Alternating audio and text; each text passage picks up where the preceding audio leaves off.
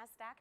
Joining us for this segment, we have Dr. Ariel Cohen, Senior Fellow with the Atlantic Council, to discuss the global financial impact of Russia-Ukraine tensions, energy prices, and if sanctions will be enough to deter further escalation. Dr. Cohen, it's great to have you with us. Welcome to Trade Talks. Pleasure. What did you think of President Biden's speech yesterday and the sanctions that were put on? I think that President Biden is doing what he can. Unfortunately, I think it's not enough to change Russia's international behavior, and it wasn't enough for the duration of a number of Republican and Democratic administrations. Go back to 2008 when Russia invaded Georgia, and it's still occupying 20% of Georgia's territory.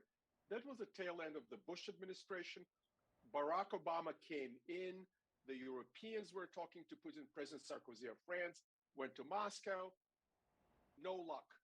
Russia continued to occupy and violate sovereignty. At that time, I published a number of articles and said Ukraine is next. The Crimea, where I was born, is next. And that's exactly what happened. Unfortunately, the Russians started giving out their citizenship, their passports like candy. And then in 2014, using the pretext of the Yanukovych presidency being toppled in Ukraine through the Maidan popular protests, the Russians occupied the Crimea and those two districts in eastern Ukraine called the Donbass, the Donetsk and Luhansk districts. And now Putin is pouring his troops in order to expand that operation and probably, in my estimate, take over eastern Ukraine, possibly including the capital, Kyiv. I listened very carefully what President Putin had to say in his 1 hour long rambling historic discourse, laying the bill of particulars against Ukraine. He does not recognize the Ukrainian people as a separate people. He calls them Russians, Russian Orthodox, etc. And he doesn't recognize Ukrainian independence and territorial integrity and sovereignty. So given that, and given insufficient response by the United States and the West, there's not much we can do. We do not want a war with Russia, the second largest nuclear power in the world, and we will probably let the Russians eat Ukraine up. So, Dr. Cohen, with that said, what's Vladimir Putin's endgame? What's he looking to achieve here? What Vladimir Putin said he is doing, he is revising the outcome of the Cold War. He is regaming the Cold War. He didn't like the result of the Soviet Union collapse. He called it the biggest geopolitical catastrophe of the 20th century. Not World War I, not World War II, not the Holocaust, not Hiroshima, the collapse of the Soviet Union. That is the biggest geopolitical catastrophe, according to Vladimir Putin. And he now wants the Ukrainian core and the Russian Federation and Belarus, which is to the west of Russia, the three Eastern Slavic Orthodox countries as that core for Russian Empire minus maybe some other countries will be in play later on, especially territories with the Russian population. But for now, he is reconstituting the Russian Empire, not all of the Soviet Union with the Caucasus and Central Asia. He will just increase his influence there and exercise a sphere of influence throughout the territory of the former Soviet Union. Now, there are serious economic consequences for that, including, as we saw, high oil prices in Europe, 1,000 cubic meters of natural gas, which is a unit of trade in Europe, is about $1,000. It's very expensive now. The storage in Germany and elsewhere is almost empty, deliberately so because the Russians were squelching their supply. And high oil and gas prices may just topple Western Europe into a recession.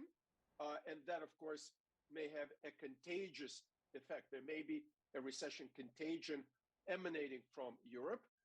Also, some strategic minerals such as titanium that is used in aerospace, the supply may be cut if the Russians don't like what's going on with our sanctions against their banks, against their debt. We were playing with the idea of unplugging Russia from SWIFT, from the interbank system that allows people to send money and pay between currencies and between bank accounts around the world. And of course, the Russians will not like that. Right. But I keep saying Russia is a country that survived communism, man-made famine, 2 world wars. This is not something that is going to change Putin's international behavior. And as a result, a lot of Russians and Ukrainians will be killed. A lot of people will suffer. A lot of lives will be destroyed. This is a crime that is being committed in front of our eyes. It is tragic. Right. It certainly is. I mean, the humanitarian toll is clearly unimaginable. We really haven't seen anything to that extent in quite some time, to your point before. And, with the high inflation environment we're in right now of all underlying commodities, oil and natural gas will certainly impact global central bank policy for sure. It's certainly going to impact the everyday person because it's going to be incredibly expensive to heat homes, to get your car from point A to point B. But I guess the question is, Dr. Cohen, will the sanctions be enough to hurt Russia? Yes, they have a they're a major nuclear player. Yes, they have a vast amount of land. They have so many people. But from an economic standpoint, they're really not a power player. Well, there was, I think, Barack Obama's economic advisor who said Russia is not important outside of oil and gas. I respectfully disagree. Russia is a major player in the nuclear industry. Rosatom, the Russian state-owned nuclear reactor corporation, is the largest builder of civilian nuclear reactors around the world. Russia is a major exporter of weapons. And other raw materials. Look, yes, it is an economy that is smaller than Italy and bigger than Spain. 1.5, $1.7 trillion a year economy. Maybe a bit bigger than Belgium or the Netherlands, nowhere near Germany or UK or France. Nevertheless, punching above its weight with the nuclear weapons, with conventional military, as we can see, now in an alliance with China. Yes. So imagine a scenario in which Putin is taking Ukraine and the Chinese are starting something against Taiwan. US will be torn between the Pacific theater and Europe. A big, big challenge for us. It certainly is. I mean, especially with the strength in numbers, to your point before. So to wrap up here, I know you had written a book, a whole Russia, Ukraine, right? And it predicted many of the things. Russian imperialism. Yeah, right. That's the name of the book. And predicted many of the things that have happened recently.